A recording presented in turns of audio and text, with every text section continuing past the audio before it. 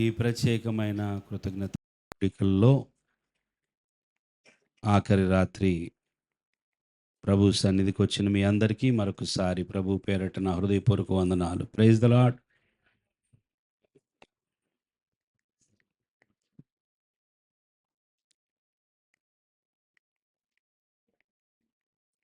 దేవుని ప్రజలమైన మనము, దేవుని బిడ్డలమైన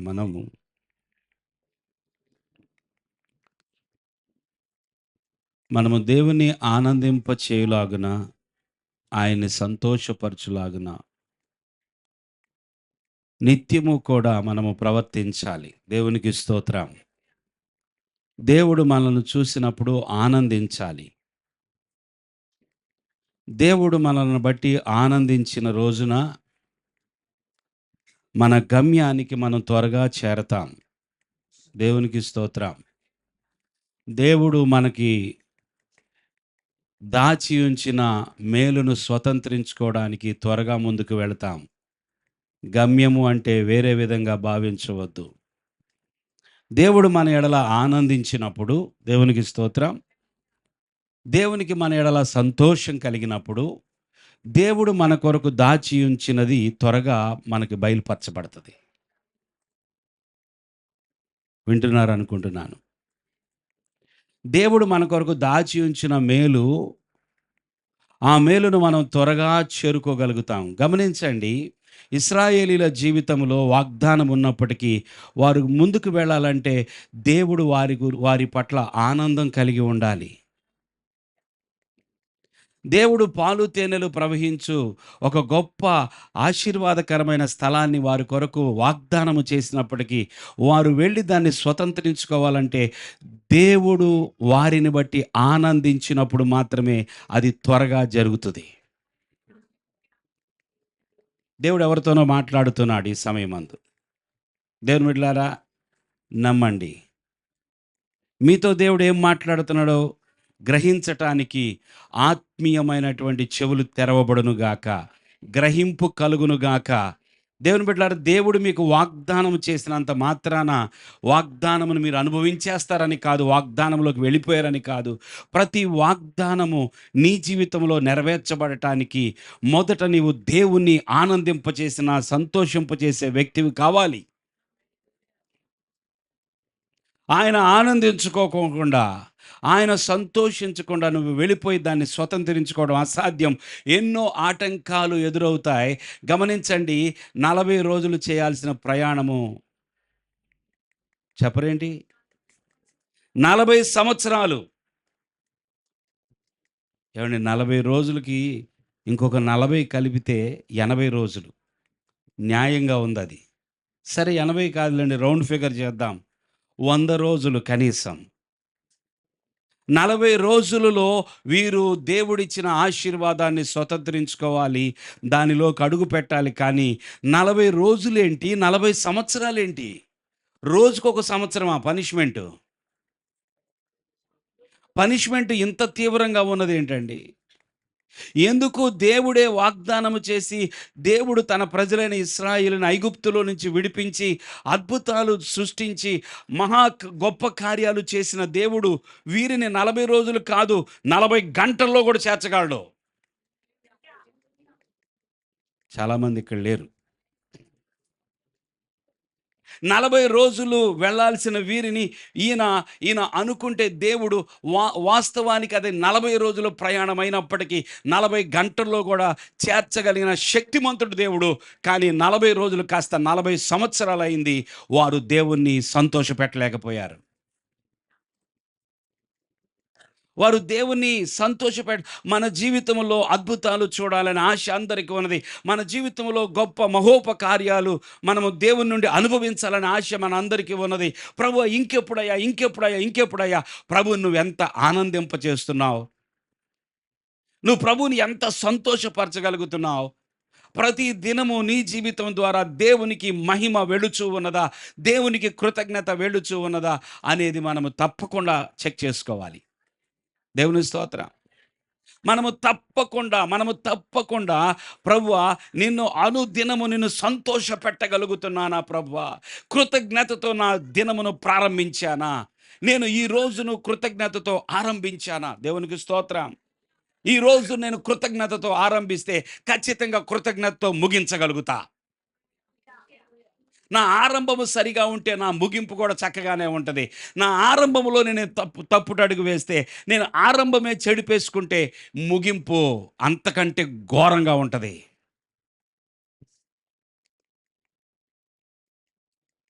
ఈరోజు ఎలా ప్రారంభించారు? దేవుని స్తోత్రం. మన వాగ్దానాలను స్వతంత్రించుకోవాలి. ఈ సంవత్సరం ముగింపుకొచ్చేసాం. 12వ మాసానికొచ్చేసాం. ఇక ఈ నెల దాటితే ఈ సంవత్సరానికే గుడ్ బై. పర్వాలేదు. ఈ సంవత్సరములో నీవు ఈ సంవత్సరంలో ఒకవేళ ఇప్పటి వరకు కూడా దేవుడు నీ కొరకు దాచి ఉంచిన మేలును నువ్వు పట్టుకోలేకపోయావేమో, పర్వాలేదు. ఈ ముగింపు నెలలో కొన్ని విషయాలను మనం సరిచేసుకుందాం. దేవునికి స్తోత్రం. దానిని బట్టి నూతన సంవత్సరంలో, రాబోయే సంవత్సరంలో మనం అడుగు పెడదాం. మనం అడుగు పెడదాం. మనం అడుగు పెడదాం. స్వతంత్రించుకుందాం. దేవుడు నమ్మదగిన వాడండి. ఒకరి పట్ల ఒక రకంగా, మరొకరి పట్ల మరొక రకంగా ఆయన ప్రవర్తించేవాడు కాదు. ఆయనలో ఏ పక్షపాతము లేదు. ఆయనలో ఏ పార్షియాలిటీ లేదు. దేవుడు నమ్మదగిన వాడు. ఆయన యొద్దకు వచ్చు వారిని ఎవ్వరిని కూడా ఆయన త్రోసి వేయడో. ఆయన దృష్టిలో భయభక్తులు కలిగిన ఉన్న వారందరినీ కూడా ఆయన అంగీకరించే దేవుడు. ఆయన యందు భయభక్తులు కలిగి ఉన్న వారందరినీ కూడా ఆయన అంగీకరించే దేవుడు. ఏ మాత్రం డౌట్ లేదు అందులో. నీవెవరమైనప్పటికీ సరే, నేను ఎవరమైనప్పటికీ సరే, మనము దేవుని ఎదుట కనుక మన హృదయాన్ని కనుక కరెక్ట్గా ఉంచుకోగలిగితే, దేవుని ఎదుట మనం యథార్థవంతులుగా, దేవుని ఎదుట కృతజ్ఞత కలిగిన వారంగా, దేవుని మహిమపరిచే వారంగా, దేవుని ఘనపరిచే వారంగా మన హృదయం కనబడినప్పుడు మిగతా విషయాలు ఏమీ చూడ్డాయన. దేవునికి స్తోత్రం. ఆయన సైన్ చేస్తాడు. హల్లెలూయా. ఆయన సైన్ చేసేస్తాడు. ప్రియులారా, దేవునికి కృతజ్ఞత కలిగి ఉండటం మన బాధ్యత. దేవునికి కృతజ్ఞత కలిగి ఉండటము మన బాధ్యత, మన ధర్మము. నిజంగా మనము దేవుణ్ణి ఎరిగిన ప్రజలమైతే ఖచ్చితంగా దేవునికి మనము నిత్యము కృతజ్ఞత కలిగి ఉంటాం. హల్లెలూయా. కీర్తనల గ్రంథం 118 కీర్తన 28వ వచనం చదువుదాం.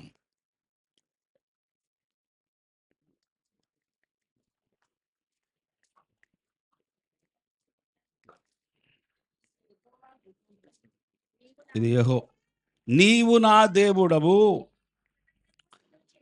నేను నీకు కృతజ్ఞతాస్తుతులు చెల్లించెదను. నీవు నా దేవుడవు, నిన్ను ఘనపరచెదను. దేవునికి స్తోత్రం చెల్లిద్దాం. ఎవరంట? కీర్తనాకారుడు ఏమని రాస్తున్నాడో తెలుసా? నీవు నా దేవుడవు. ఎవరి దేవుడవు? సొంతం చేసుకున్నాడండి దేవుణ్ణి.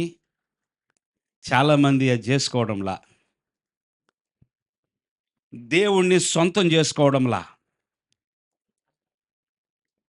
పెళ్ళవగానే స్త్రీ పురుషులకి బాగా అర్థమైంది. ఏంటి? ఈయన ఈయన చెప్పరేంటి? నా భర్త. బా, ఈమె నా భార్య. సొంతం చేసుకుంటారు. నాకు చెందినది, నాకు చెందినవాడు. దేవుణ్ణి అలా సొంతం చేసుకోవాలని తెలుసా? ఏదో దేవుడు, వీళ్ళందరికీ దేవుడే. ఈ సంఘంలో ఉన్న దేవుని బిడ్డలు వీళ్ళందరి దేవుడే, నాకు కూడా దేవుడే. కాదు కాదు. నీకంటూ ఒక ఒక ఒక గ్రిప్. దేవునికి స్తోత్రం. నీకంటూ ఒక బలమైన సంబంధం, నీకంటూ ఆయనతో ముడివేయబడిన ఒక అనుభవము, ఆయనతో నీకు ఒక ముడి కలిగిన అనుభవం కావాలి. నా సొంతం ప్రభువా, నువ్వు నా దేవుడు, అందుకే నీకు నేను కృతజ్ఞతాస్తుతులు చెల్లిస్తున్నాను. ఏమన్నాడు దావీదు? నా దేవుడవు గనుక కృతజ్ఞతాస్తుతులు చెల్లిస్తున్నా. నువ్వు దేవుడవు, పైగా నా దేవుడవు. దేవునికి స్తోత్రం. నువ్వు దేవుడవు, నా దేవుడవు గనుక నేను కృతజ్ఞతాస్తుతులు చెల్లిస్తున్నాను. నీవు నా దేవుడు గనుక నేను నిన్ను ఘనపరుస్తున్నాను. దేవునికి స్తోత్రం. ఇది ఉండాల్సిన జీవిత విధానం. ఆయన మన దేవుడై ఉండాలి. మనము ఆయనకి కృతజ్ఞతాస్తుతులు చెల్లించాలి. ఆయన మన దేవుడై ఉండాలి. మనం ఆయన్ని ఘనపరచాలి. ఎంతగా మనము ఆయనకు కృతజ్ఞతాస్తుతులు చెల్లిస్తామో అంతగా ఘనపరుస్తున్నట్లు అర్థం. ఎంతగా మనము ఆయనకు కృతజ్ఞతాస్తుతులు చెల్లిస్తున్నామో అంతగా ఆయన్ని మహిమపరుస్తున్నామని అర్థం. దేవుని స్తోత్రం. దేవునిని మహిమపరిచి దేవునిని ఘనపరిచినప్పుడు ఆయన నిన్ను మహిమపరచకుండా ఉండలేడు, నిన్ను ఘనపరచకుండా ఉండలేడు. నన్ను ఘనపరుచు వారిని నేను ఘనపరుస్తాను. చప్పట్లు కొడదాం దేవునికి. నన్ను ఘనపరుచు వారిని నేను ఘనపరుస్తానంటున్నాడు. మీరు ఘనపరుస్తున్నారా? మీరు మహిమపరుస్తున్నారా? ఆయన మీ దేవుడని మీరు కృతజ్ఞతలు చెల్లించినప్పుడు, కృతజ్ఞతాస్తుతులు చెల్లించినప్పుడు తప్పకుండా ఆయన మహిమపరచబడతాడు. దేవునికి స్తోత్రం. దేవుని బిడ్డలారా, ఒక చక్కని సుందరమైన గ్రామం ఒకటి ఉన్నదంట. గతంలో ఒకసారి మీకు చెప్పినట్టుగా గుర్తు ఈ స్టోరీ. కొండల మధ్యలో ఉన్నటువంటి ఒక చక్కని గ్రామము. ఆ గ్రామస్తులందరూ కూడా చాలా దాతృత్వము కలిగిన వారంట. ఏం కలిగిన వారు? ఎవరికైనా ఏమైనా కావాలంటే వెంటనే షేర్ చేసుకుంటారు, పంచుకుంటారు. మా దగ్గర లేదు అనరు. సాధ్యమైనంత వరకు గ్రామస్తులందరూ కూడా చాలా దాతృత్వపు హృదయం కలిగి ఉంటూ ఉన్నారు. వారు పంటల విషయంలో కానీ, పనుల విషయంలో కానీ, ఇండ్లు కట్టుకోవటం విషయంలో కానీ, అన్నిటిలో కూడా ఒకరికొకరు సహాయం చేసుకుంటూ ఉండే గ్రామము. ఒకరోజు ఒక తెలివైన వృద్ధుడు పట్టణము నుంచి ఆ గ్రామానికి వచ్చినప్పుడు, ఆ గ్రామస్తుల యొక్క నడవడిక చూసినప్పుడు చాలా నచ్చింది. దేవునికి స్తోత్రం. చాలా నచ్చి ఆ ఆయన వీరు ఒకరికొకరు భలే సహాయం చేసుకుంటున్నారు. చక్కని దాతృత్వము కలిగి ఉన్నారు. ఇలా ఉండాలి కదా గ్రామం అంటే అని అనుకుని కొంతకాలము కొన్ని రోజులు అక్కడే ఉంటుండగా ఆ గ్రామంలో ఒక ఒక ఒక ఒక చక్కని విందు కార్యక్రమము ఏర్పాటు చేయబడటం గమనించాడు. ఈయన ఈ యొక్క వ్యక్తి, ఈ వృద్ధుడు, ఈ తెలివైన వృద్ధుడు ఆ యొక్క విందులో పాల్గొన్నాడు. ఈ విందులో పాల్గొన్నటువంటి తెలివైన వృద్ధుడు ఒకటి గమనించాడు. అదేమిటంటే ఆ రోజు ఆ విందు కార్యక్రమాన్ని ఏర్పాటు చేసినటువంటి వారు ఎంతో ప్రయాసపడి గ్రామం అంతటి కొరకు ఎన్నో పిండి వంటలు లేదా ఎన్నో ఐటమ్స్ చేసి ఎంతో గొప్పగా విందు కార్యక్రమం చేసిన తర్వాత అందరూ వచ్చి ఆ విందులో పాల్గొని ఆ విందును ఆరగించిన తర్వాత ఎవరికి వాళ్ళు సైలెంట్‌గా వెళ్ళిపోవటం గమనించాడు. ఇప్పుడు అర్థమైంది మీకు. దేవునికి స్తోత్రం. ఇది చాలా చక్కని గ్రామమే, దాతృత్వము కలిగిన గ్రామమే. అయితే విందుకు వచ్చిన తర్వాత విందు చేసిన వారి గురించి గాని, వారు పడిన ప్రయాస గురించి గాని, వారు చూపించిన ఆ గొప్ప ప్రేమను గురించి గాని ఒక్కరు కూడా మాట్లాడకుండా చాలా బావుంది అనుకుంటున్నారు. అద్భుతమైన విందు జరిగింది అనుకుంటున్నారు. సైలెంట్‌గా వెళ్ళిపోతున్నారు.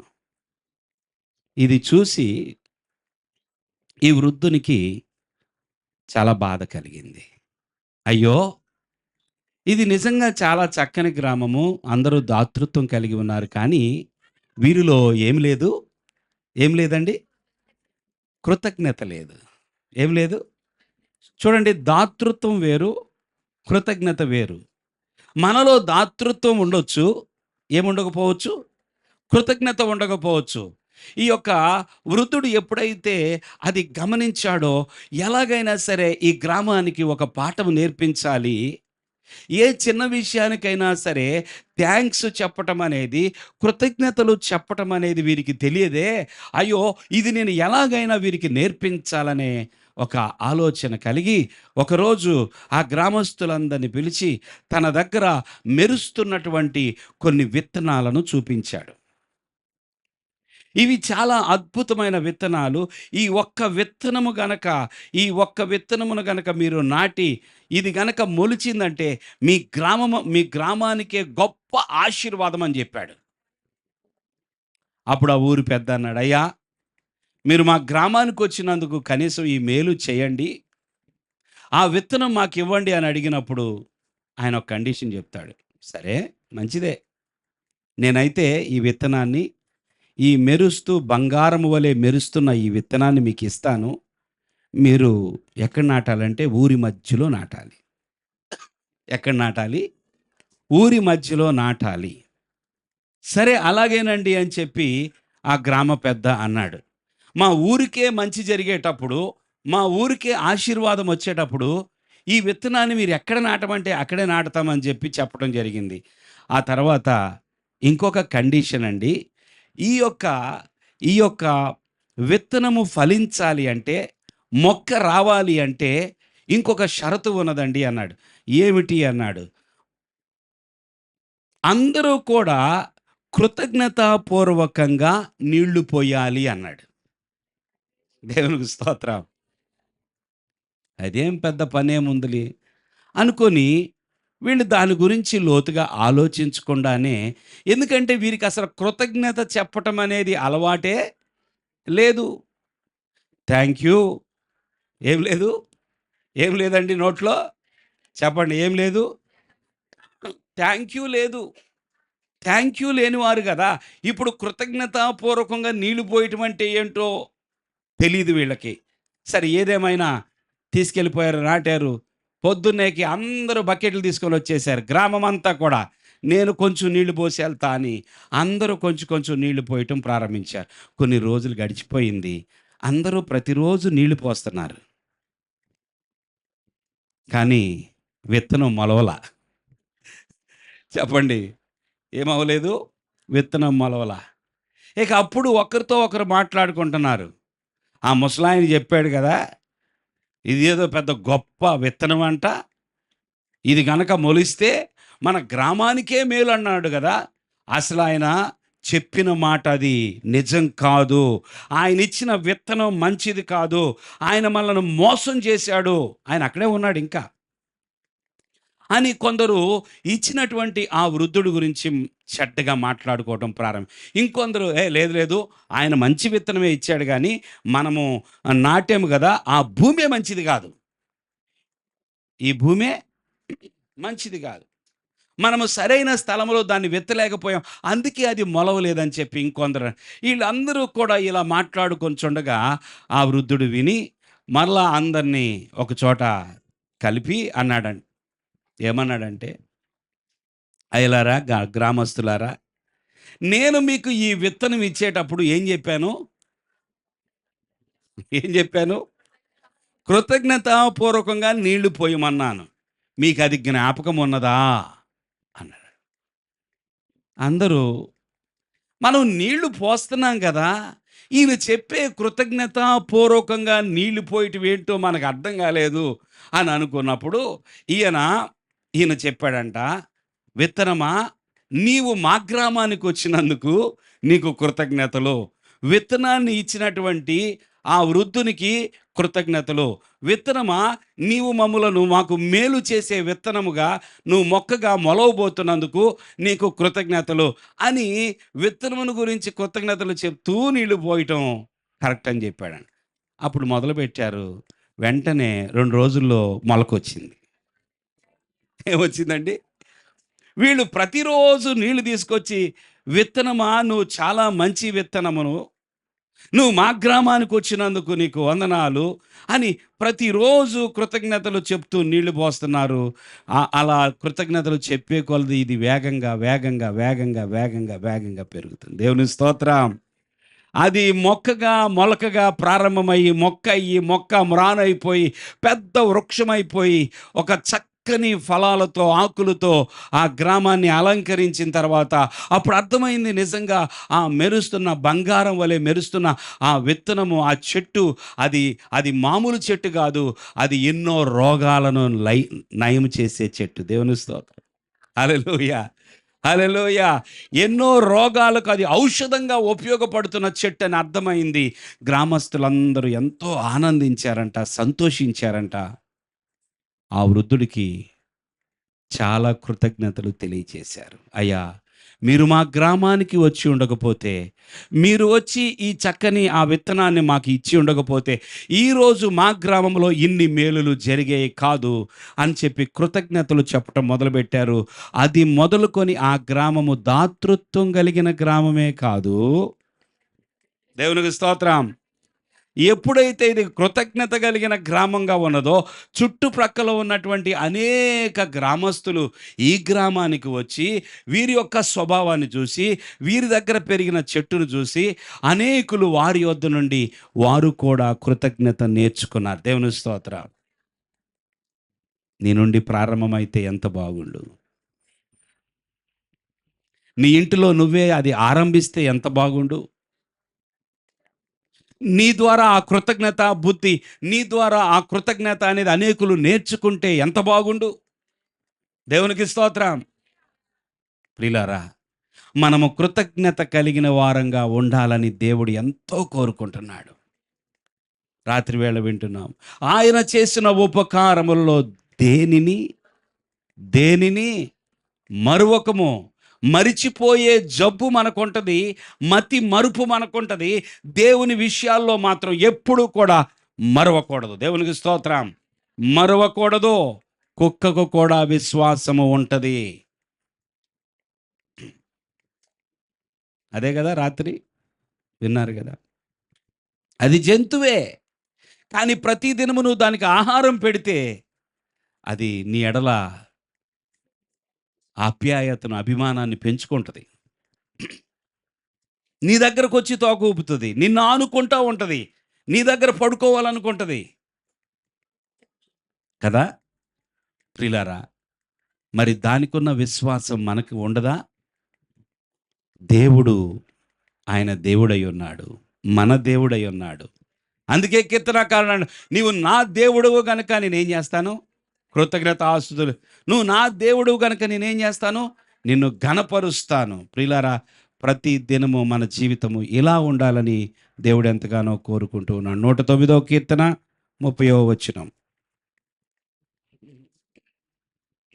నా నోటితో నేను యెహోవాకు కృతజ్ఞతాస్తుతులు మెండుగా చెల్లించెదను. అనేకుల మధ్యను నేనాయనను స్తుతించెదను. దేవునికి స్తోత్రం. ఏమంటున్నాడు? నా నోటితో నేను యెహోవాకు కృతజ్ఞతాస్తుతులు మెండుగా చెల్లిస్తాడంట. దేవునికి స్తోత్రం. మెండుగా, అరాకొరగా కాదు. నేను కృతజ్ఞతాస్తుతులు చెల్లిస్తే ఎలా చెల్లిస్తాను? నా నోటితో నేను యెహోవాకు కృతజ్ఞతాస్తుతులు మెండుగా చెల్లించెదను. మెండుగా చెప్పండి ఆ మాట. మెండుగా చెల్లించెదను. అనేకుల మధ్యను నేను ఆయనను స్తుతించెదను కదా. కొన్నిసార్లు మనం అనేక సార్లు ఇబ్బంది పడేది ఏంటో తెలుసా? మనం ఒంటరిగా అయితే బాగానే పాట పాడుకుంటాం, లేదా ఒంటరిగా అయితే దేవునికి కృతజ్ఞతలు బాగానే చెల్లించుకుంటాం. కానీ ఎదురు ముగ్గురు మధ్యకి రాగానే ఏమైందండి? ఏమైంది కొన్నిసార్లు చెప్పండి. నలుగురు మధ్యకి రాగానే కృతజ్ఞతలు చెల్లించండి అనగానే కొంచెము ఆందోళన పడతాం. నేను అనేకుల మధ్యలో, దేవునికి స్తోత్రం. దావీదుకి ఎటువంటి అనుభవం ఉన్నదో దేవుని స్తుతించడానికి, దేవునికి కృతజ్ఞతలు చెల్లించడానికి వారి ప్రక్కన ఎవరున్నారో చోటు. నేను ఎవరి మధ్యలో ఉన్నాను అవసరం లేదు. నేను నా దేవునికి కృతజ్ఞతలు చెల్లించడానికి ఎవరో నాకు ఆటంకం కాదు. హల్లెలూయా.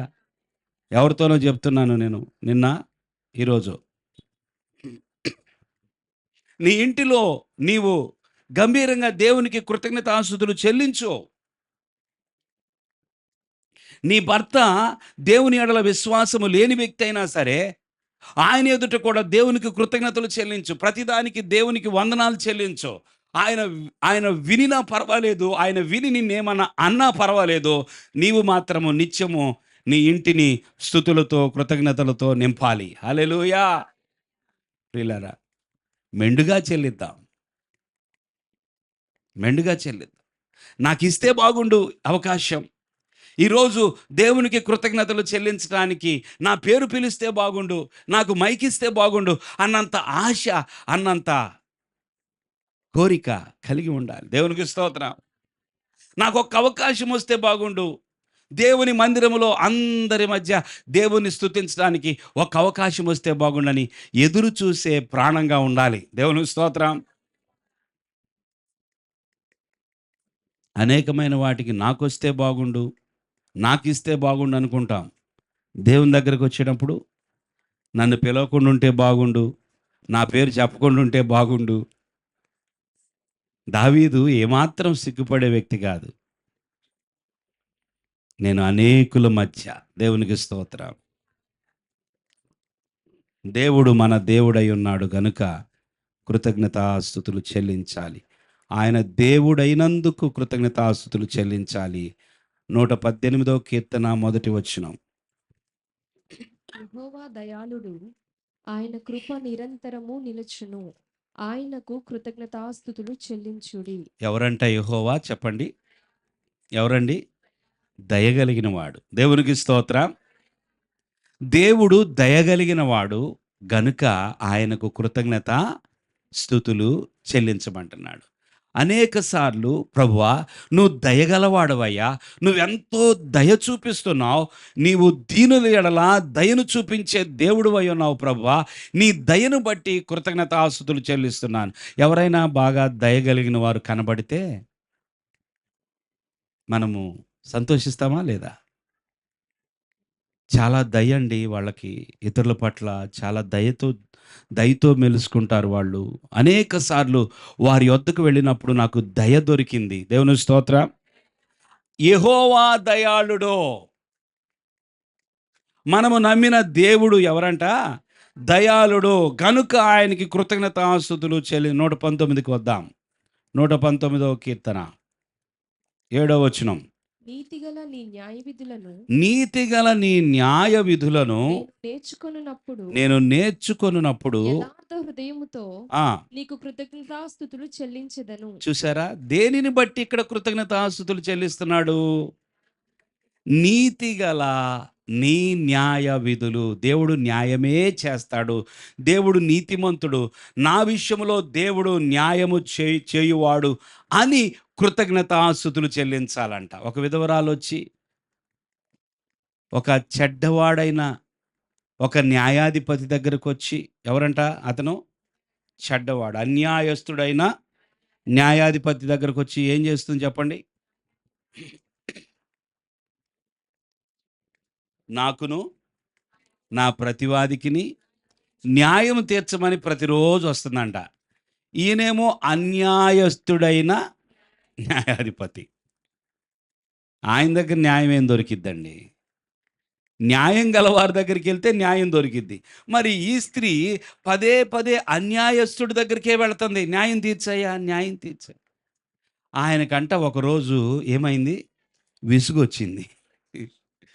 పొద్దున్నే తలుపు తీయగానే ఆయన తలుపు దగ్గర ఎవరు ఉంటున్నారు? అయ్యా, అయ్యా, నాకు న్యాయం తీర్చవా, నాకు న్యాయం చేయవా అని ఈమె పోరు తట్టుకోలేక ఈ చెడ్డవాడైనటువంటి అన్యాయస్తుడైనటువంటి న్యాయాధిపతి ఆమెకి సహాయం చేశాడంట. దేవునికి స్తోత్రం చెల్లిద్దాం. ప్రభు ఆ మాట చెప్తూ ఏమంటాడో తెలుసా? ఏమంటాడండి? దేవుడు తాను ఏర్పరుచుకొనిన వారు దివారాత్రులు తన్ను గూర్చి మొరపెట్టుకొనిచుండగా వారికి న్యాయము తీర్చడా. దేవునికి స్తోత్రం. తాను ఏర్పాటు చేసుకున్న ప్రజలు, తన బిడ్డలైన వారు దివారాత్రులు తన్ను గూర్చి మొరపెట్టుకొనిచుండగా, దేవునికి స్తోత్రం చెల్లిద్దాం. రాబోయే దినాల్లో మొరలు ఆయన సన్నిధికి చేరునుగాక. దివారాత్రులు చెప్పండి ఎలాగా? దివారాత్రులు ఏం చేస్తున్నారంట ఆయన ప్రజలు? ఆయనకు మొరపెట్టుచుండగా ఆయన న్యాయం తీర్చడా అంటున్నాడు ప్రభు. దేవుని స్తోత్రం. నీ మొరలను పాస్టర్ గారు చూడకపోవచ్చు. నీ మొరలను సంఘస్థులందరూ చూడకపోవచ్చు. నువ్వు ఎంత మొరపెడుతున్నావో, దివారాత్రులు దేని కొరకు మొరపెడుతున్నావో ఎవరికీ తెలియకపోవచ్చు. కానీ న్యాయాధిపతి ఉన్నాడు. హల్లెలూయా. ఆయన న్యాయం తీరుస్తాడు. నీ మొరలు ఆలకించకుండా ఉండడు ఆయన. అన్యాయస్తుడే విసిగిపోయి న్యాయం చేశాడు కదా. మరి న్యాయాధిపతి, నీతిగల న్యాయాధిపతి, ఆయన కృతజ్ఞతాస్తుతులు చెల్లించాలి మనం. తప్పకుండా మన మొరలు వింటాడు ఆయన. ఐగుప్తులో ఇశ్రాయేలీలు ఏం చేశారంట? ఎలుగెత్తి మొరపెట్టిరి. దేవునికి స్తోత్రం. తట్టుకోలేక, బాధను భరించలేక, ఆ యొక్క శ్రమను ఓర్చుకొనలేక, నా వల్ల కాదిక, ఈ నొప్పి నేను తట్టుకోలేకపోతున్నానని ఎలుగెత్తి మొరపెట్టిరంట. ప్రభు ఆలకించాడు. దేవునికి స్తోత్రం. ప్రియులారా, ఆయన నీతిగల న్యాయాధిపతి గనుక మనం ఏం చేయాలి? కృతజ్ఞతాస్తుతులు చెల్లించాలి. 62వ వచనం కూడా చూడండి. అదే 119వ కీర్తనలో, న్యాయమైన నీ విధులను బట్టి నీకు కృతజ్ఞతాస్తుతులు చెల్లించుటకు అర్ధరాత్రి వేళ మేలుకొని వాడను. మన జ్ఞాపకం చేసుకున్నాం ఈ మాటను. న్యాయమైన నీ విధులను బట్టి ఏం చేయటానికి? సడన్గా 1 గంటకి లేచి లేదా 2 గంటలకి లేచి ఆయన న్యాయమైన విధులను బట్టి కృతజ్ఞతాస్తుతులు చెల్లించాలంట. దేవునికి స్తోత్రం. ప్రభువా, నువ్వు నిజంగా న్యాయాధిపతివు ప్రభువా, నువ్వు న్యాయమే చేస్తున్నావు తండ్రి, నా పక్షమున నువ్వు న్యాయం గలవాడవు, నీతి గలవాడవు ప్రభువా అని చెప్పి అర్ధరాత్రి వేళ కృతజ్ఞతాస్తుతులు చెల్లించాలి. న్యాయమైన నీ విధులను బట్టి నీకు కృతజ్ఞతాస్తుతులు చెల్లించుటకు అర్ధరాత్రి వేళ నేను మేల్కొనువాడను. ఆయన దేవుడైనందుకు మనం కృతజ్ఞతలు చెల్లించాలి. ఆయన దయాళుడైనందుకు కృతజ్ఞతాస్తుతులు చెల్లించాలి. ఆయన నీతిగల న్యాయ విధులను బట్టి కృతజ్ఞతాస్తుతులు చెల్లించాలి. 136వ కీర్తనలో 2వ వచనానికి వద్దాం. అతడు యెహోవాతో ప్రమాణపూర్వక 136వ కీర్తన 2వ వచనం. దేవునికి కృతజ్ఞతాస్తుతులు చెల్లించుడి. హల్లెలూయా. ఎవరంటండి ఈయన? మరలా చెప్పండి. దేవునికి కృతజ్ఞతాస్తుతులు. నేను తప్ప వేరొక దేవుడు మీకు లేడు అని చెప్పాడు ఆయన. దేవునికి స్తోత్రం. ఈయన పేరేమిటంటే దేవదేవుడంట. దేవదేవునికి కృతజ్ఞతలు చెల్లించకుండా ఎలా ఉంటున్నావు? ఇంకొక మాట చూద్దాం, అద్భుతమైన మాట. అదే 136 3వ వచనం. నెక్స్ట్. ప్రభువుల ప్రభువునకు కృతజ్ఞతాస్తుతులు చెల్లించుడి. ఆయన కృప నిరంతరముండును. చూడండి, ఆయన కృప నిరంతరము ఉంటది గనుక ప్రభువుల ప్రభువుకి ఏం చేయాలి? కృతజ్ఞతలు చెల్లించాలి. ఆయన కృప నిరంతరము ఉంటుంది గనుక దేవునికి ఏం చేయాలండి? కృతజ్ఞతలు చేయాలి. దేవునికి స్తోత్రం. దేవునికి కృతజ్ఞతలు, ప్రభువుల ప్రభుకి కృతజ్ఞతలు. ఆయన కృప ఎలా ఉంటుంది? ఈ నెలలో ఉంటుందా? చెప్పండి. ఈ నెలంతా ఉంటుందా మనకి? డిసెంబర్ మాసం అంతా ఆయన కృప నీ మీద నిలిచి ఉంటుందా? ఉంటుందని చెప్పరే. అందుకని కృతజ్ఞతాస్తుతులు చెల్లించాలి. ఆయన దేవదేవుడని, ప్రభుల ప్రభువని, ఆయనకి కృతజ్ఞతాస్తుతులు చెల్లించాలనేది దేవుని యొక్క వాక్యం. అలాగే 136వ కీర్తనలోనే 26వ వచనం చూడండి. ఆకాశమందుండు దేవునికి కృతజ్ఞతాస్తుతులు చెల్లించుడి. దేవునికి స్తోత్రం. ఎక్కడున్న దేవుడు అంటే ఈయన? ఆకాశమందుండు దేవుడు. దేవునికి స్తోత్రం. పరలోకమందున్న, చెప్పండి, ఎక్కడున్నాడు తండ్రి? పరలోకమందున్న మా తండ్రి, ఆకాశమందుండువాడు, ఆయన ఆకాశ మహాకాశాలను సృజించినవాడు. దేవునికి స్తోత్రం. ఆకాశ మహాకాశాలు సృజించిన దేవుడు, అత్యున్నతమైన ఆకాశములో ఉండే దేవుడు ఆయన గనక ఆకాశమందుండు దేవునికి, ఆ దేవదేవునికి, ఆ ప్రభువుల ప్రభువుకి కృతజ్ఞతాస్తుతులు. కీర్తనల గ్రంథం చదివితే చాలు కదా, మొన్న సేవకురాలు కూడా జ్ఞాపకం చేశారన్నమాట. కీర్తనల గ్రంథం మీరు చదివితే చాలు దేవునికి ఎలా కృతజ్ఞతలు చెల్లించాలో వచ్చేస్తుంది. హల్లెలూయా. చదువుతారా? దేవుని స్తోత్రం. కీర్తనల గ్రంథము ఎంతో అద్భుతంగా కీర్తనాకారుడు దేవుని గణపరుస్తూ ఉన్నాడు. చూడండి మరొక మాట, 107వ కీర్తన,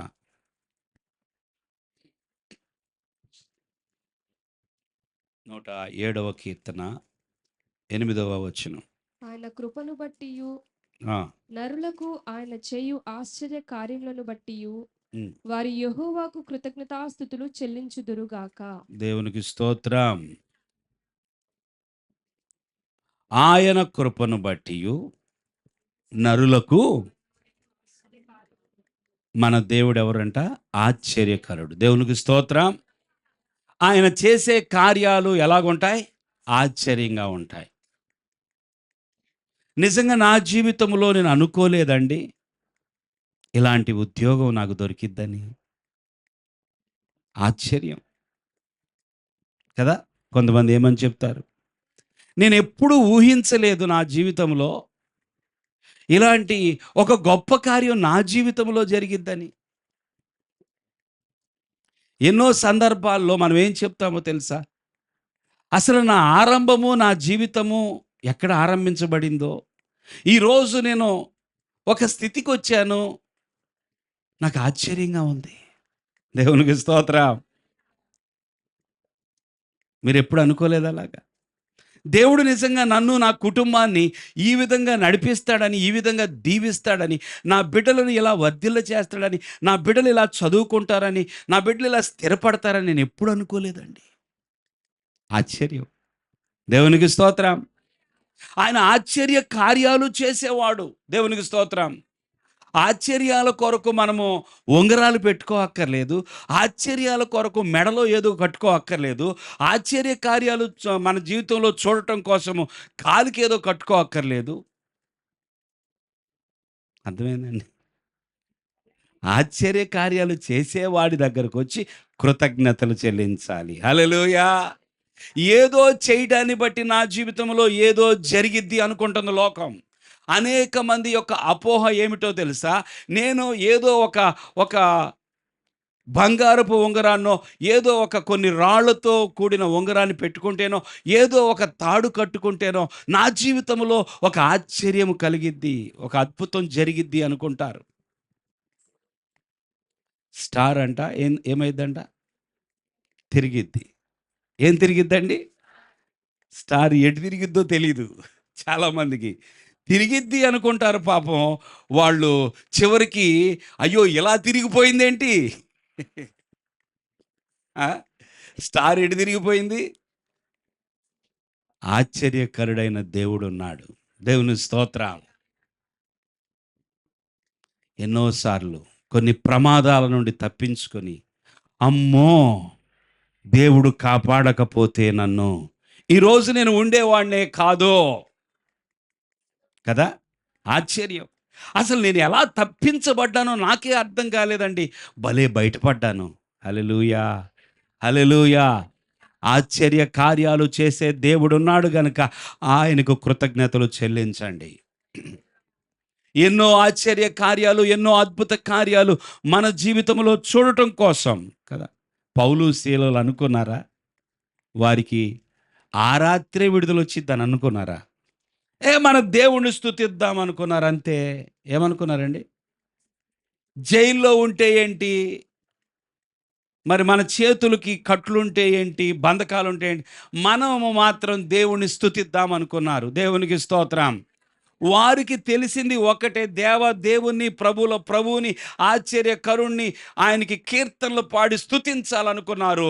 ఎప్పుడైతే అర్ధరాత్రి వేళ వాళ్ళు అలా ప్రారంభించారో, దేవునికి స్తోత్రం, ఏమైందంట చెరసాల? వాళ్ళ చేతులకున్న బంధకాలు ఏమైపోయినాయి? ఆశ్చర్య కార్యము జరగాలంటే మనము చేయాల్సిన పని మనం చేయాలి. ఎరుకో పట్టణం చుట్టూ 7 రోజులు తిరిగి 7వ రోజు, ఈ రాత్రి మనం 7వ రాత్రిలో ఉన్నట్టు, ఆ 7వ రోజున వాళ్ళు 7 సార్లు తిరిగి, దేవునికి స్తోత్రం, ఒక్కసారి ఆర్భాటంగా కేకలు వేశారు. ఏమైందండి? ఎరికో కోట గోడలు కూలిపోయాయి. దేవునికి స్తోత్రం. మనకి విరోధముగా ఉన్న కోట గోడలు కూలిపోవును గాక.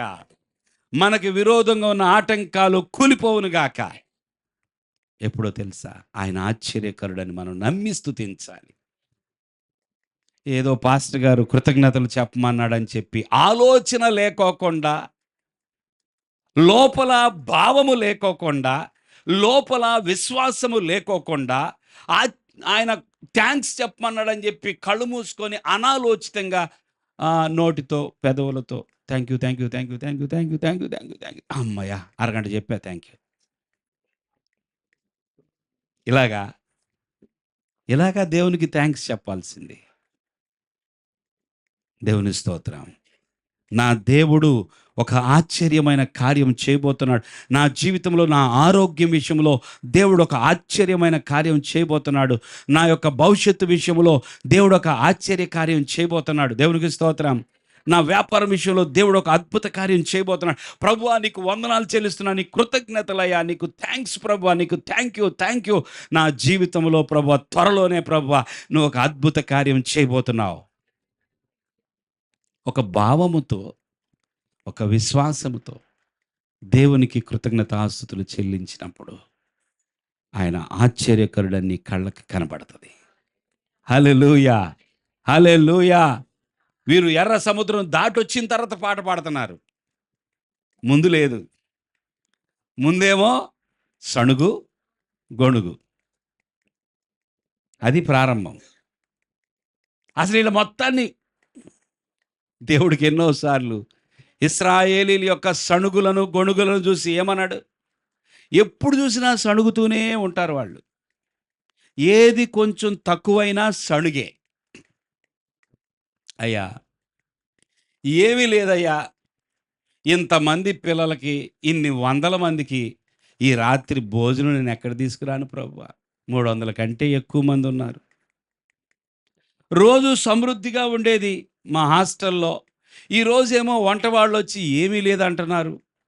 ఇప్పుడు నా దగ్గరకు వచ్చి తీరా ఇక భోజనానికి తినే వేళకి బెల్లు కొట్టే సమయానికి వచ్చి ఏమీ లేదయ్యా అని చెప్తున్నారు. అయినను నువ్వు నాకున్నావు కదా ప్రభువా అనుకున్నాడు జార్జి ముల్లర్. దేవునికి స్తోత్రం. ఏమనుకున్నాడండి? నువ్వు నాకున్నావు కదా ప్రభువా. అందుకనే పిల్లలందరినీ ఎవరు కూడా తొందరపడొద్దు, బాధపడొద్దు, అందరినీ కూర్చోబెట్టమన్నాడు. అందరూ భోజన వేళ ప్లేట్లు తీసుకొని, ఖాళీ ప్లేట్లు, వంట జరిగిందా లోపల? వంట చేయటానికి అసలు ఉందా సరుకు? వంట జరగలేదు, అన్నం లేదు, ఏమీ లేదు, వారు తినే ఆహారం లేదు అక్కడ లోపల. వీరు మాత్రము దైవజనుడు చెప్పినట్లుగా పిల్లలందరినీ కూర్చోబెట్టారు. యేసు ప్రభువు గనక ఏమీ దొరకదని తెలిసి 5 రొట్టెలు 2 చేపలే ఉంటాయి, అయినా జనులను పంక్తులుగా కూర్చోబెట్టండి. దేవుని స్తోత్రం. జార్జి ముల్లర్ మోకరించాడు. ప్రభువా నన్ను, నా బిడ్డలంటే అనాథల వాళ్ళు. ఎవరండి? అనాథలు. వీరందరినీ ఇంతకాలం పోషించిన దేవుడు నీవే కదా, ఈ రాత్రి కూడా నువ్వు పోషించగలవని ఎప్పుడైతే దేవుని సన్నిధిలో మొరపెట్టాడో, రొట్టెల బండి వచ్చింది, పాల బండి వచ్చింది. దేవునికి స్తోత్రం. హల్లెలూయా. ఆశ్చర్యకరుడు. చెప్పండి, ఎవరు మన దేవుడు? ఇంకా ఎవరు చెప్పండి? దయాళుడు. ఇంకా చెప్పండి, ఎవరైనా? న్యాయ విధులు కలిగిన వాడు. ఇంకా ఎవరు? కృప చూపించేవాడు. దేవునికి స్తోత్రం. ఆయన నామం పరిశుద్ధ నామం అంట. 106వ కీర్తన 106వ కీర్తన 47వ వచనం. యెహోవా మా దేవా యెహోవా మా దేవా, మమ్మను రక్షింపుము. ఆ, మేము నీ పరిశుద్ధ నామమునకు ఆ, కృతజ్ఞతాస్తుతులు చెల్లించునట్లు చెల్లించునట్లును, నిన్ను స్తుతించుచు ఆ, మేము అతిశయించునట్లును ఆ, అన్యజనులలో నుండి మమ్మను పోగు చేయుము. పోగు చేయము. ఇశ్రాయేలీయుల దేవుడైన యెహోవా ఇశ్రాయేలీల దేవుడైన యెహోవా యుగములన్నింటిను యుగములన్నిటను స్తుతి నొందును గాక. స్తుతి నొందును గాక. ప్రజలందరూ ఆ, ఆమేన్ అందురు గాక. ఆ, యెహోవాను స్తుతించుడి. ఆమేన్, ఆమేన్. చూడండి, మేము నీ పరిశుద్ధ నామమునకు కృతజ్ఞతాస్తుతులు చెల్లించునట్లు. ఎవరి నామానికంట? ఆయన నామం ఏంటి? పరిశుద్ధ నామం. ఆయన నామాన్ని గౌరవించాలి. నా నామమును వ్యర్థముగా చెప్పాలండి. నా నామమును వ్యర్థముగా ఉచ్చరింపకూడదు. ఎందుకో తెలుసా? అది ఏ నామము? పరిశుద్ధ నామం. ఏ పేరు గురించైనా మీరు కొంచెం నవ్వుకోవడానికి ఎవరిదైనా ఒక పేరు చెప్పి, ఒక పేరు చెప్పి ఒక హాస్యమును మీరు చేయొచ్చేమో, కానీ దేవుని పేరు దగ్గరకు వచ్చినప్పుడు జాగ్రత్త. దేవుని స్తోత్రం. నీ పేరు మీద ఒక జోకు, ఇంకొకరి పేరు మీద ఇంకొక జోకు కదా, పర్వాలేదు. కానీ ఎవరి పేరు?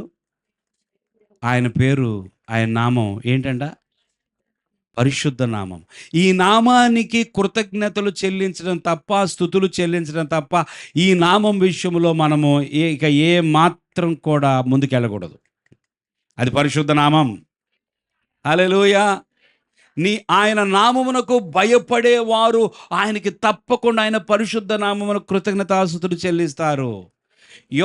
పేతురు యోహానులు వారు దేవాలయంకు వెళ్ళేటప్పుడు ఏం జరిగింది? ఒక కుంటివాడిని చూసి ఏం చేశారు? వాడిని స్వస్థపరిచారు. ఆ సందర్భంలో పేతురు ఏమని మాట్లాడతాడో తెలుసా? ఆకాశము క్రింద, దేవునికి స్తోత్రం, భూమి పైన ఈ నామము తప్ప రక్షించే నామము మరొకటి ఏది లేదు. దేవునికి స్తోత్రం. హల్లెలూయా. మనము నిత్యము ఆయన నామమును బట్టి కృతజ్ఞతాస్తుతులు చెల్లించవలసిన వారమై ఉన్నాం. ఆయన దేవుడై ఉన్నాడని, దయాళుడై ఉన్నాడని, కృప చూపించేవాడని, ఆశ్చర్య కార్యాలు చేసేవాడని, న్యాయ విధులను బట్టి మనము ఏ విధముగా కృతజ్ఞతాస్తుతులు చెల్లిస్తాం? ఆయన పరిశుద్ధ నామమును బట్టి. దేవునికి స్తోత్రం. ఆయన పరిశుద్ధ నామమును బట్టి. ముగించుకుందాం మరొక మాట. 75వ కీర్తన 1వ వచనం. దేవా దేవా, నీకు కృతజ్ఞతాస్తుతులు చెల్లించుచున్నాము. మేము నీకు కృతజ్ఞతాస్తుతులు చెల్లించుచున్నాము. నీవు సమీపంగా నున్నావని దేవునికి స్తోత్రం. కృతజ్ఞతాస్తుతులు చెల్లించుచున్నాము. హల్లెలూయా. ఏమని ఉందండి ఇక్కడ? నీవు సమీపముగా ఉన్నావని కృతజ్ఞతాస్తుతులు చెల్లించుచున్నాము. అయ్యా, ఇప్పుడే కదా చెప్పారు ఆకాశమందున్నాడని. ఇప్పుడే కదా మీరు అన్నారు పరలోకమందున్న తండ్రి అని. మరి ఇప్పుడు ఆ తండ్రి అయినా, ఆ దేవుడేనా సమీపంగా ఉన్నది? దేవునికి స్తోత్రం కదా. డౌటా కాదా? మరి దేవుడు ఎక్కడో ఉన్న దేవుడు అన్నారు కదా, మరి ఇంతలోనే ఆ దేవుడు సమీపముగా ఉన్నాడు అంటున్నారేంటి? మొన్న లక్ష్మీ సిస్టర్ వాళ్ళ యొక్క ఇంట్లో ఒక కూడిక జరిగింది. అక్కడ ఒక మాట చదివించారు. ఆయనను ప్రేమించేవారు ఆయన ఆజ్ఞలను గైకొంటారు. దేవునికి స్తోత్రం. యోహాను సువార్త 14వ అధ్యాయంలో ఉన్నది. ఆయన ప్రేమించేవారు ఆయన ఆజ్ఞలను గైకొంటారు. అప్పుడు తండ్రి వారిని ప్రేమిస్తాడు. ఆ తర్వాత జరిగేది ఏంటో తెలుసా? తండ్రి కుమారుడు ఇద్దరూ వచ్చి నిజంగా ప్రేమించే ఆ వ్యక్తితో నివాసం ఉంటారంట. దేవుడు ఎవరో తెలుసా? దేవుడు ఆకాశమందుండేవాడు. దేవుడు ఎవరో తెలుసా? నీతో కూడా ఉండేవాడు. దేవుని స్తోత్రం చెల్లించండి. మన దేవుడు ఒకే సమయమందు అన్ని చోట్ల ఉండగలడు. హల్లెలూయా. ఈయన సర్వవ్యాప్తి కలిగిన వాడు. ఎవరండి?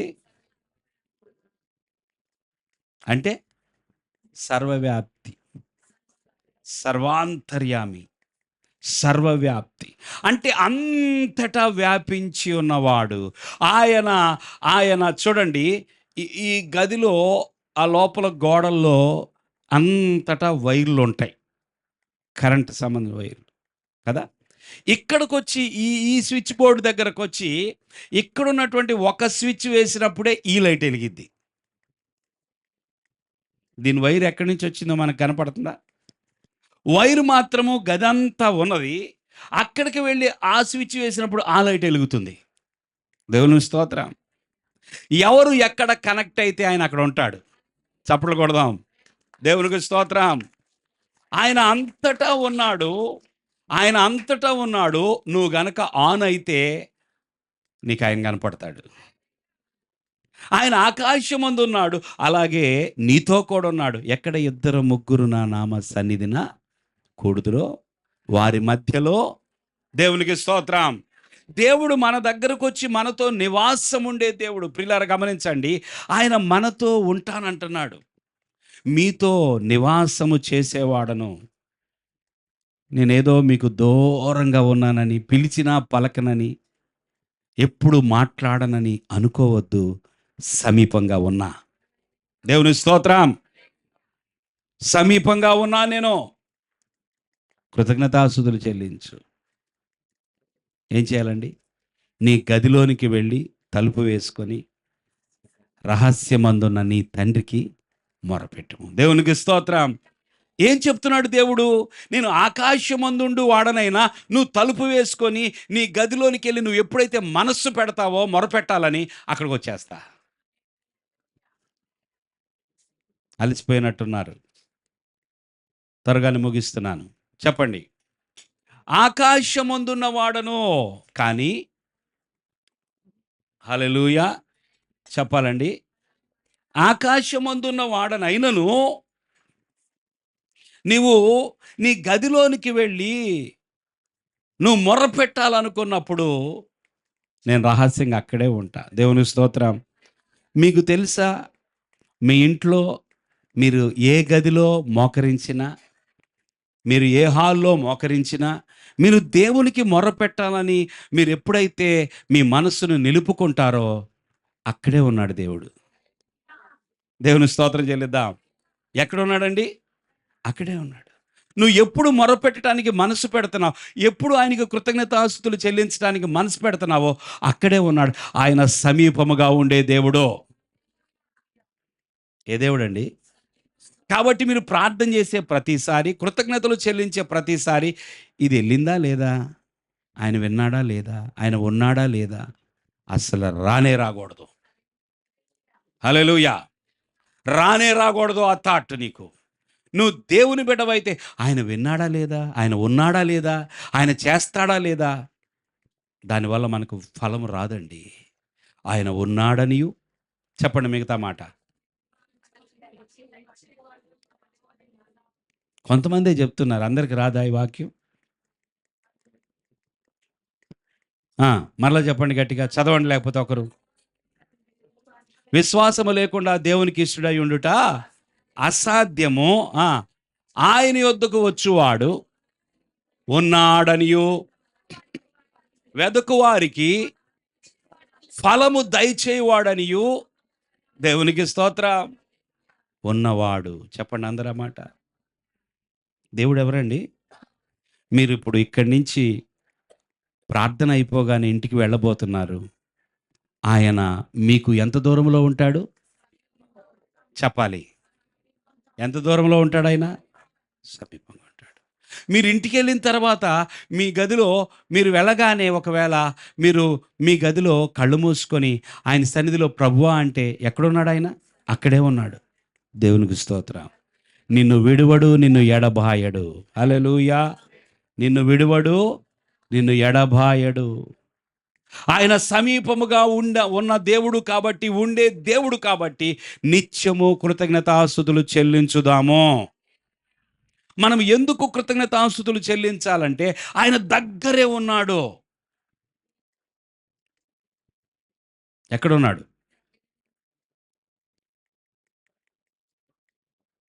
నువ్వు నీళ్ల మీద ప్రయాణం చేస్తున్నా నీ ప్రక్కనే ఉన్నాడు. గాలిలో ఎగురుతున్నా నీ ప్రక్కనే ఉన్నాడు. భూమి మీద ప్రయాణం చేస్తున్నా నీతోనే ఉన్నాడు ఆయన. నీ గదిలో ఉన్నా నీతోనే ఉన్నాడు. ఆయన ఎక్కడో ఉండే దేవుడు, కానీ నీతో ఉండే దేవుడు. దేవునికి స్తోత్రం. ఆయన అఫీషియల్గా చెప్పాలంటే దేవుడు పరలోకమందు ఉన్నవాడు, కానీ అదే దేవుడు నీతో ఉన్నాడు. గనుక కృతజ్ఞతాస్తులు చెల్లించాలి. ప్రకటన గ్రంథము 4వ అధ్యాయం 9వ వచనం.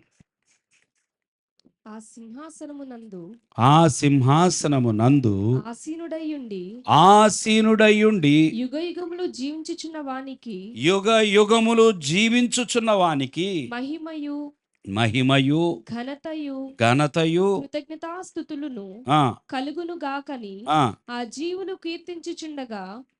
చాలమ్మా. చూడండి, పరలోకములో ఒక సన్నివేశం, ఇది జరగబోయే సన్నివేశం. వాస్తవానికి ముందుగానే దర్శనమందు చూస్తూ ఉన్నాడు యోహాను భక్తుడు. 4 జీవులు ఇక్కడ కనబడుతూ ఉన్నాయి. అక్కడ ఒక మాట ఏంటంటే, ఆ సింహాసనం, అక్కడ ఒక సింహాసనం కనబడుతుంది. ఆ సింహాసనం మీద ఆసీనుడై ఉన్న వాడు ఆయన ఎవరయ్యా అంటే యుగ యుగములు. ఆ రోజు సింహాసనం మీద కూర్చున్నంత మాత్రాన అప్పుడే వచ్చినవాడు కాదు. ఆయన యుగ యుగముల నుండి జీవించుచున్నవాడు. ఆ క్షణాన, ఆ సందర్భంలో సింహాసనం మీద కనబడుతున్నాడు. ఆ యుగ యుగములు జీవించుచున్న వానికి మహిమయు ఘనతయు కృతజ్ఞతాస్తుతులను కలుగునుగాక అని ఆ జీవులు కీర్తించుచున్నాయి. దేవునికి స్తోత్రం. ఒక ప్రత్యేకమైన జీవులు పరలోకమందు ప్రభు యొక్క సింహాసనం ఎదుట, జీవులు ప్రత్యేకమైన ఒక దేవదూతలు, దేవుడు సృజించిన, దేవుణ్ణి ఆరాధించటానికి ప్రభు తన కొరకు, తన మహిమ కొరకు సృజించుకున్నటువంటి ఆ జీవులు. దేవునికి స్తోత్రం. జీవులు అంటే మరలా మీరు ఏదో కుక్కనో లేకపోతే గాడిదనో అట్లా అనుకున్నారు. భూమి మీద ఉన్న జీవులు కాదు. జీవులు లివింగ్ క్రియేచర్స్, లివింగ్ క్రీచర్స్. దేవునికి స్తోత్రం. హల్లెలూయా. జీవించుచున్న, జీవము కలిగిన ఒక 4 జీవులు ఉన్నాయి. ఆ జీవులు దేవునికి కృతజ్ఞతాస్తుతులు చెల్లిస్తున్నారంట. ఎందుకంటే యుగ యుగములు. హల్లెలూయా. ఆయన ఎవరండి? దేవుడు. ఆయనకి అంతం ఉన్నదా? లేదు. అలాగే ప్రకటన గ్రంథంలో మరొక వాక్యం, మన పాస్టర్ గారు చదివించిన వాక్యం 11వ అధ్యాయం 17వ వచనం. వర్తమాన భూత కాలములలో ఉండు దేవుడు అయిన ప్రభువా, సర్వాధికారి, నీవు నీ మహాబలమును స్వీకరించి ఏలుచున్నావు గనుక మేము నీకు కృతజ్ఞతాస్తుతులు. ఈ దేవుడు యుగయుగములు ఉండేవాడు మాత్రమే అంటే వర్తమానంలో ఉంటాడు. చెప్పండి. భూతకాలంలో ఉంటాడు, భవిష్యత్ కాలంలో ఉంటాడు. ఎప్పుడు ఉంటాడు? భవిష్యత్తులో ఉండడం కాదు, ఇప్పుడే ఉంటాడు. దేవుని స్తోత్రం. వర్తమాన భూత భవిష్యత్ కాలాలలో ఇప్పుడే ఉండివాడు. ఆయనే సమస్తమును ఏలుచుండువాడు. అంత శక్తిమంతుడైన దేవునికి కృతజ్ఞతాస్తుతులు చెల్లించకుండా ఎలా ఉండగలవు? హల్లెలూయా. వర్తమాన భూత భవిష్యత్ కాలాలలో ఉండేవాడు ఆయన.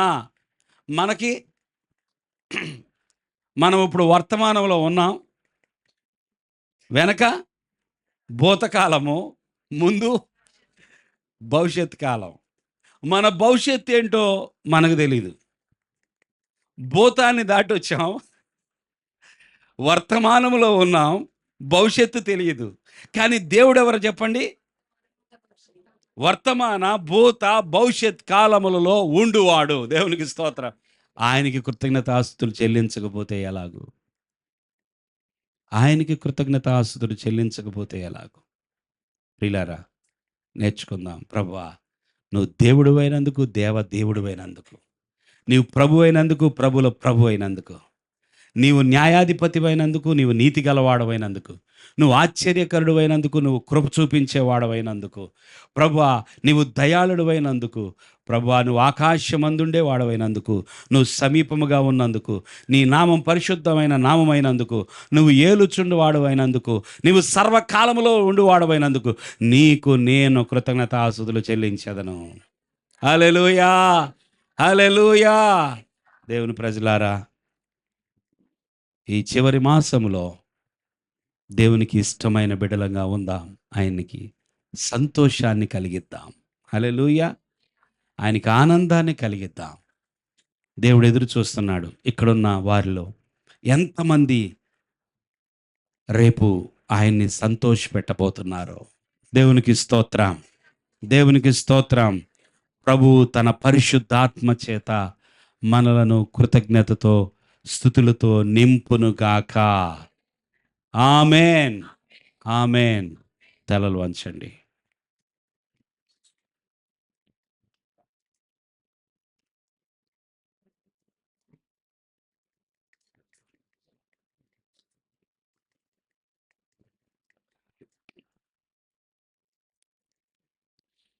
నీ ప్రక్కన, నీ ఎదుట